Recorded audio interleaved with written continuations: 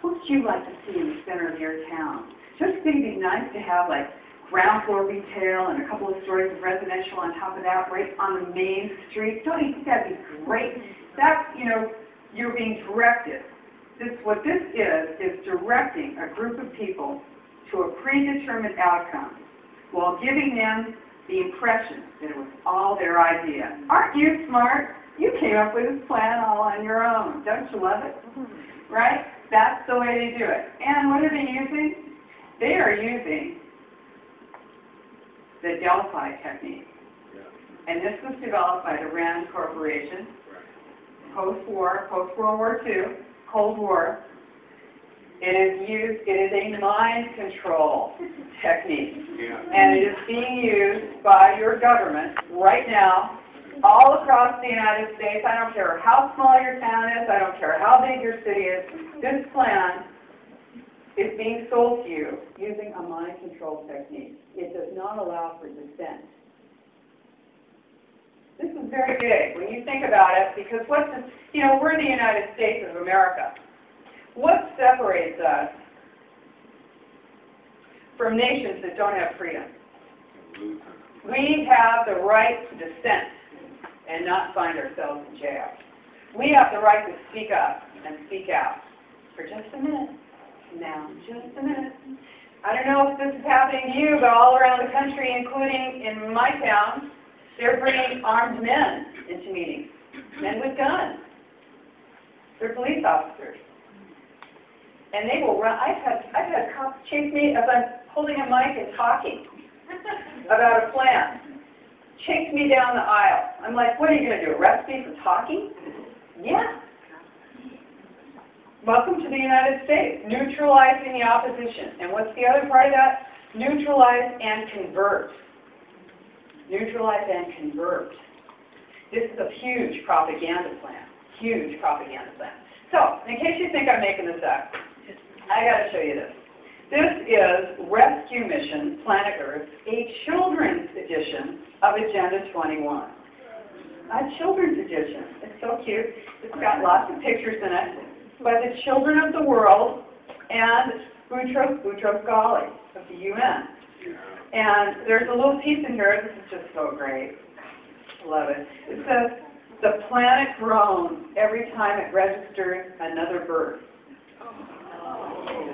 Yeah, and this is for kids. And you know what? It came out in 1994. It's been around for a long time. Here's what it says. It's got a little workbook in the back, and it says, turning Agenda 21 into action is a big challenge for us all. Thousands of people at the United Nations and in governments are working on it. This booklet will show parents and educators how children can start to be a part of this work. Yeah, children are being indoctrinated. Outcome-based education, direct instruction, mastery learning, lifelong learning. Lifelong learning. Remember that. When you pick up that little, that thing that comes in the mail, and it's your Record Park thing about those classes that they have, you can take these classes, right? Lifelong learning, you're going to see that. Mastery learning, direct instruction. This is all United Nations Agenda 21, Sustainable Development. This is about training you, not teaching you, but training you. This is not about content. This is about training you like a dog or a rat. This is about, well, what is this? Behavior modification. This is behavior modification and indoctrination. And so they're training you to be a global citizen. Okay, that's it. So, okay, here's how it comes together for you in your town. The idea is, of course, that life in the suburbs and the rural areas is totally unsupportable because we produce too many greenhouse gases. It's that evil sprawl that you all live in. How many people live in a house? Oh, you're bad. You're so bad. Okay, so here's the philosophy. It costs too much to get public transportation out to the rural and suburban areas. So that's the justification for bringing you in to the city centers. Densification of the city centers, right? Smart growth. Okay. How are they doing it? They use, one of the ways is they use an international organization called ICLEI. Now, you may now have heard of it, and I guess you're nodding your head. Good. That's great. What is it? ICLEI, International Council on Local Environmental Initiatives. International Council on Local Environmental Initiatives. Except they don't call it that anymore because they realize that they don't want people to know they're international, that their headquarters are in Bonn, Germany.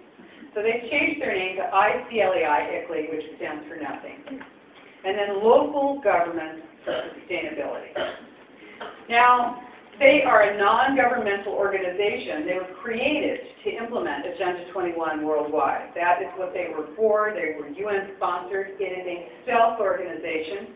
It says it represents, well, here's one thing it says. It says it represents 600 million people in 70 countries. But during, the Rio de Janeiro Earth Summit that they just had, there was this one, right? It was the 20th anniversary, and they had it. Well, for a little while, ICLEI had up a website. I'll tell you what you're looking at in a sec. ICLEI had a website up where they were showing how many members they really have. Now, if you go on their websites now, they took this website down. I happened to get a screenshot of this, luckily, while it was still there. They really have 7,800 members worldwide. These are cities. Does that look like a virus? Can you see it? It looks like a virus on the earth. And it is. So they're underrepresenting the number of cities that they have as members now because they're concerned, because people are becoming aware that they're out there. And they are a non-governmental organization, but they're made up of government officials and non-governmental agencies and non-governmental organizations. So what happens then is that you don't have transparency, right? You know that we have open meeting laws in this country, right? That if they, if your local council wants to have a meeting, they're going to put the meeting notice up in the basement on Friday at 5 p.m. for their Monday morning meeting and hope you don't see it. But it's still, they have to do it. It's the law. And those meetings have to be open. Not with ICLEI. This can be government agencies getting together and meeting privately, secretly, and you will never know that they are getting together. It is an implementation of policy and legislation arm for Agenda 21. 26 cities and 5 counties in Washington State are members. There's 1,300, more than 1,300 cities in the United States are members. In fact, most of the population of the United States is in an ICLEI city. This is very important to know because they sell climate adaptation software and they monitor your use. And they restrict. What this is about is restricting our energy usage and our water usage. ICLEI is just rolling out in Southeast Asia and Australia and New Zealand their water agreement. And this is the same as their energy agreement. They will be restricting water usage. This is what this is about. Hey, what do you have here up in Washington?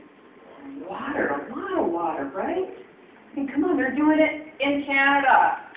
We're seeing restrictions on water usage in places where there is a huge surplus of water. This is about restricting your ability to live freely and independently. It's about leaving you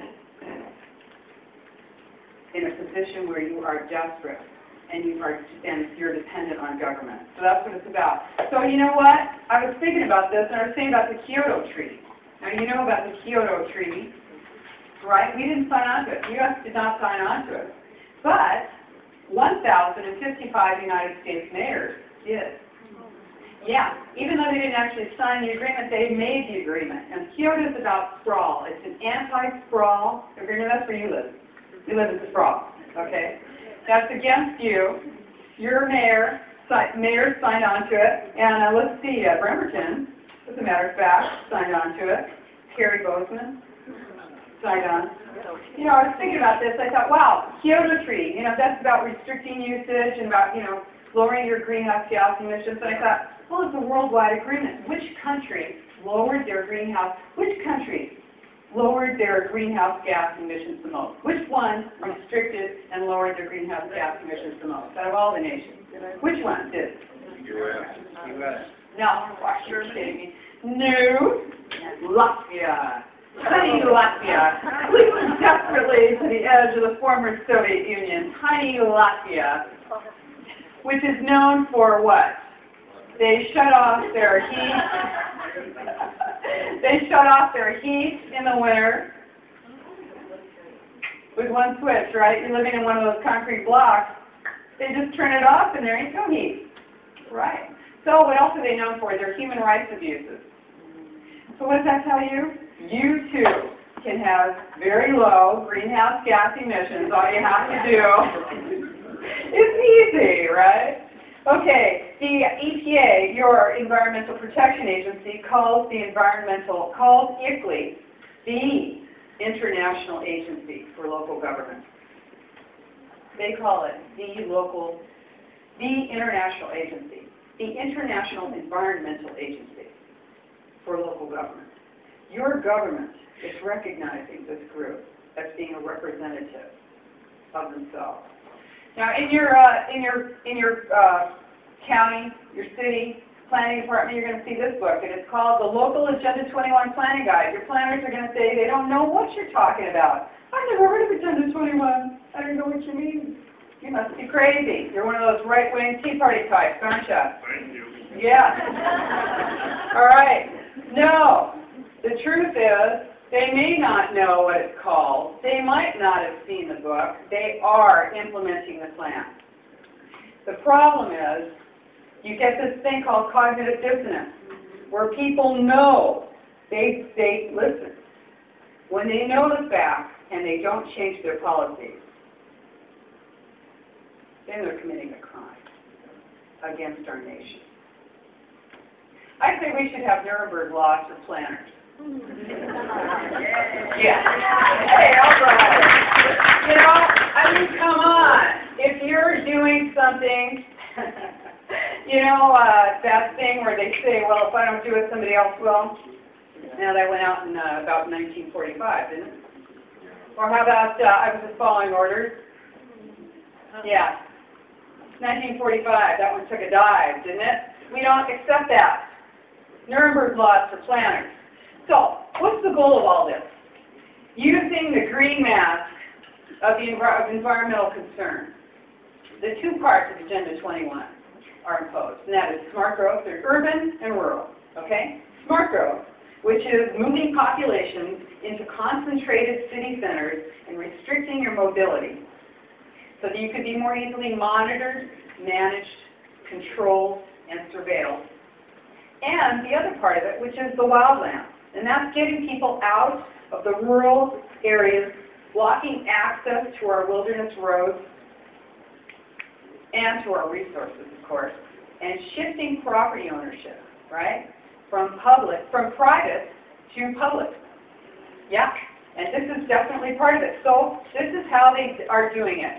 Of course, about 10 years ago, when I was getting thrown out of planning departments for yelling at planners that what do they think they were doing here, stopping people from being able to use their property, I actually had to have the director, the local director of the Department of Transportation, call supervisors, county supervisors, and say, you got to let her back in.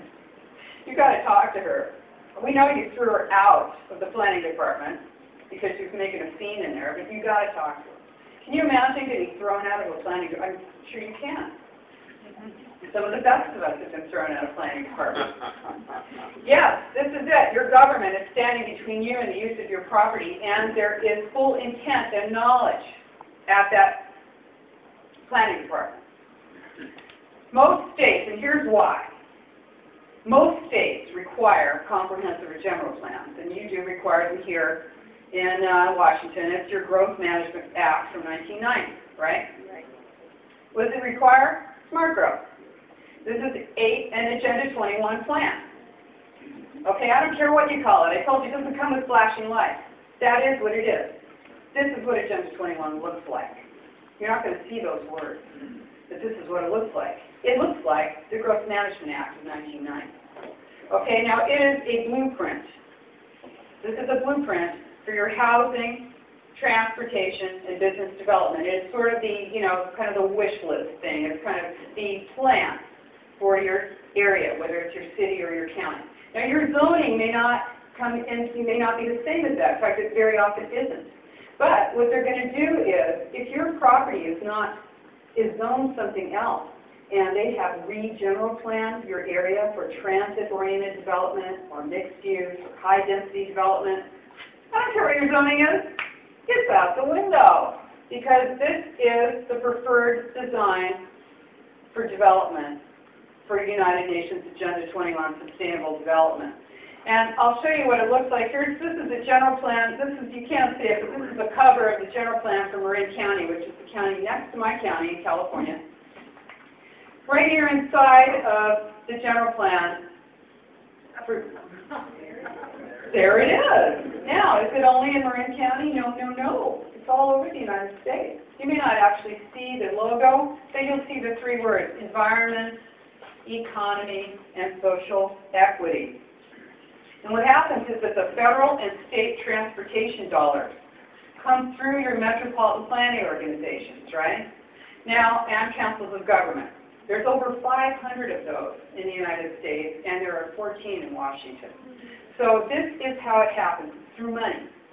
This is how the control happens, because when you get your grants and your tax dollars that are allocated directly to regional boards and commissions that are not elected by you, then you have no control, right? You don't even know where these regional boards are meeting. You may never have even heard of these regional boards. They may move their meeting from county to county, right? They may, there may be 5 counties. In some areas, there's like 9 counties. You may, well, where is the meeting next month? Where is it? You don't know. You have no idea what they're doing. They are directing your federal and state transportation tax dollars so that if you don't build smart growth, you're not going to get any of that money. If your municipality does not agree to go along to get along with these grants, right? So, for instance, the Puget Sound Regional Council, they have $180 million a year that they allocate in federal transportation dollars. You've got to go along, see, with them, or you don't get your money. You want money? You build, subsidize, or zone for smart growth. And that allows for high-density development in your city centers, right? You guys have seen this, right? You see these buildings in the center of your town, they're empty. Ground floor retail, often empty. Nothing in there. You look through the window, it's like, maybe they have pictures on the window, so it looks good, right? And then the upper floors, often vacant, retail, ground floor. Upstairs, 2 stories or more of residential apartments or condos. Around the back, there's an alley with parking for 1 car or less. Around the front, there's a sidewalk, light sidewalk sometimes. You can have those bistro tables. Oh, it's so cool over there. You're drinking coffee out there. And then you've got a bike lane that goes down there, 1 lane, because they put your street on a diet, road diet, right? And then a median. Okay, and on the other side of the street, it's the same. That's what it looks like. This is what smart growth looks like. High density. Oftentimes, in the bigger cities, it'll be 5 stories or more, 7 stories of residential, often vacant. It is subsidized with your dollars, with your transportation dollars. Oftentimes, with redevelopment, it's subsidized with your property tax dollars. Although here in Washington, you have a different tax increment financing setup. But basically, they will use your tax dollars to finance this. Now, you have HUD grants. There were $100 million in HUD grants in 2011 and 13, and $6.5 million went to Washington in 2010. $6.5 million to Washington versus, here's what it went for. You want to know why we're all messed up? Where's the money going? It's going for sustainable community planning grants. Planning. They're not building anything. They're not making anything. They're planning. They are planning your life. The planners, the consultants, are getting the money. And the joke's on you, because the plan is the same plan all across the United States and the world. And I know, because I've seen these plans. They're all the same plan.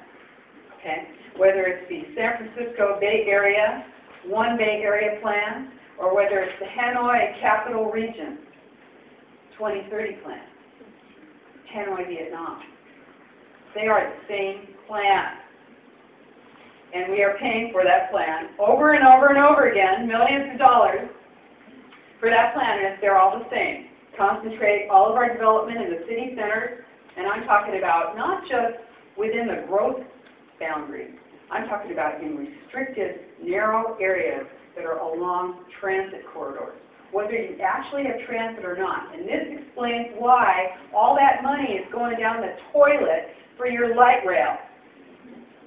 Because this is designed this way. It is designed to fail. It is designed to take your money and sink it, right? Grants from HUD, from DOE, Department of Energy, from the Department of Transportation, from EPA. Remember them? They were all on the President's Council on Sustainable Development.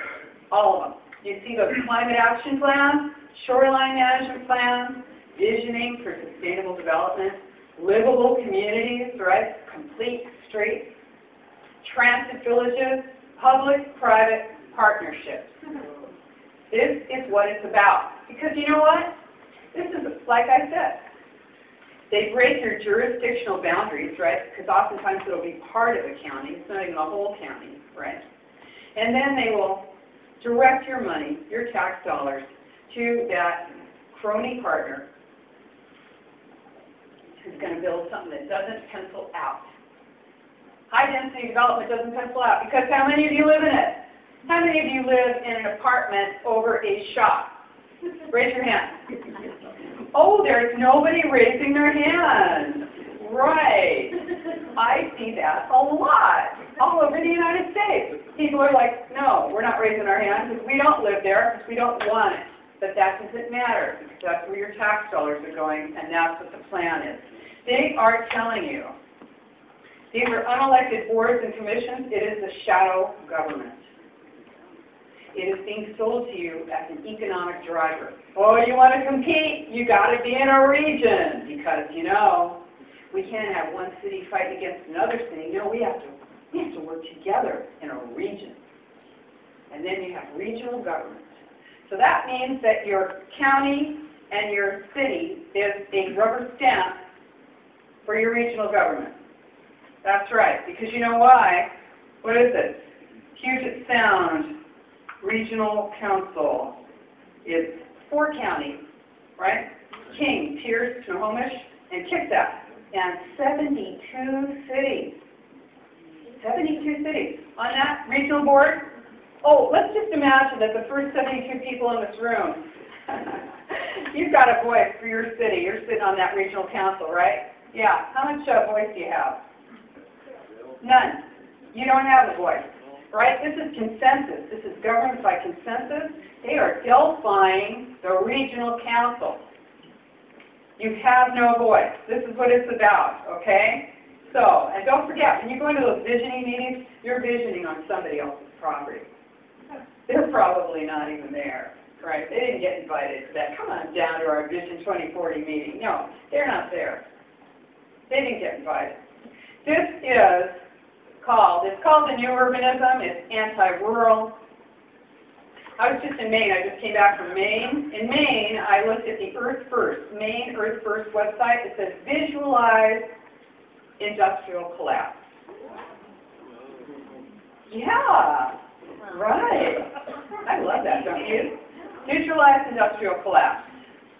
Smart growth is not just a building style. It is an ideology. Transit villages. This is social engineering. Okay, you know, I don't care where you live. You're going to be on your bike because it's never going to rain or snow, right? You can be in Michigan. I had somebody wrote me from Michigan. They said, for crying out loud, Rosa, it's always snowing here. Everyone is on our bikes.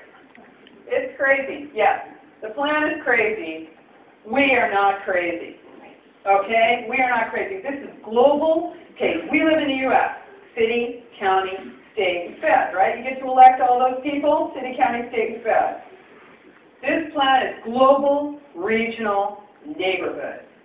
Right down in your neighborhood.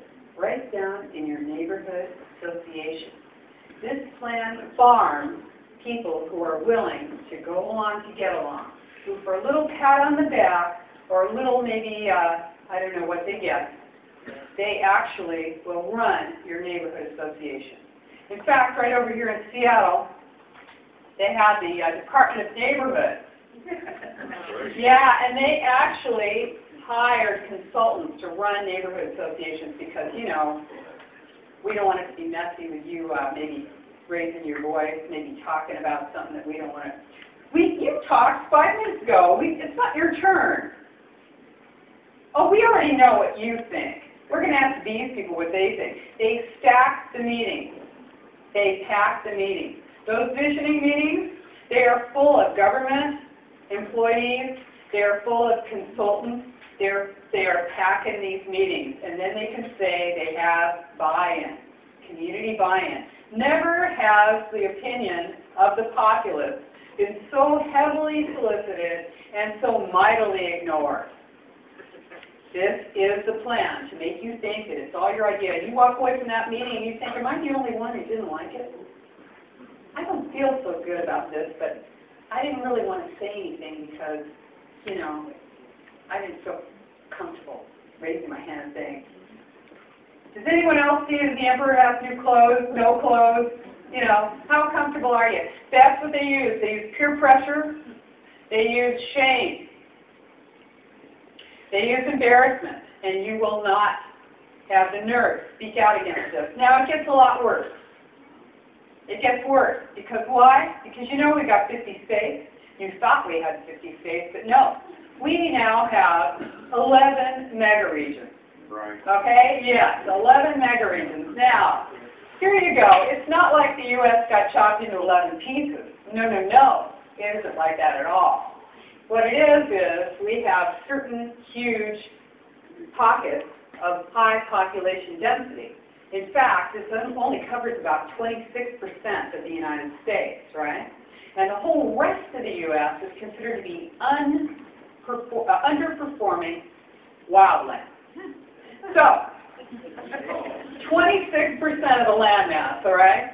74% of our population is already in 26% of the landmass of the United States. Did you know that only 5.6% or something like that is really considered fully developed of the U.S.? That seems so hard for me to believe, but I got that right from, I forget which government agency I got that from. But if you want me to find out for you, just email me and I'll tell you. So here it is, Washington. Now these mega regions, you can find these at america2050.org. I'm not making this up. If I was, I'd be a scriptwriter for TV or movies, right? So in fact, you have to wonder if they do hire scriptwriters. I'm from LA.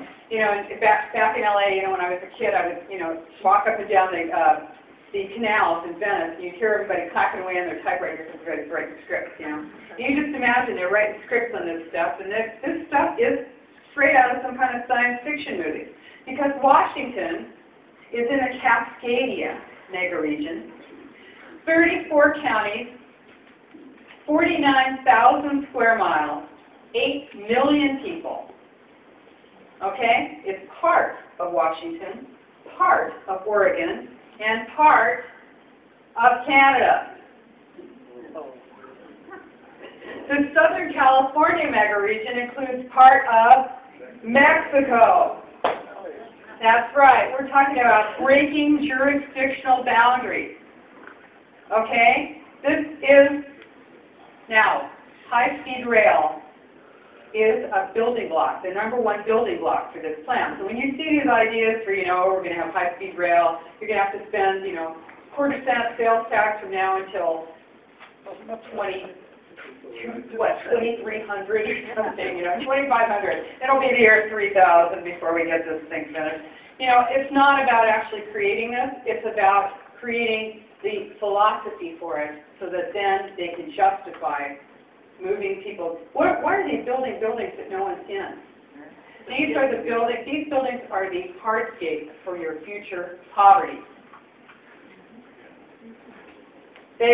What they're doing is they're predicting high population. Every single town, I'm telling you, I go all over the United States, all over the U.S., little towns that are dying. They're predicting high population increases everywhere.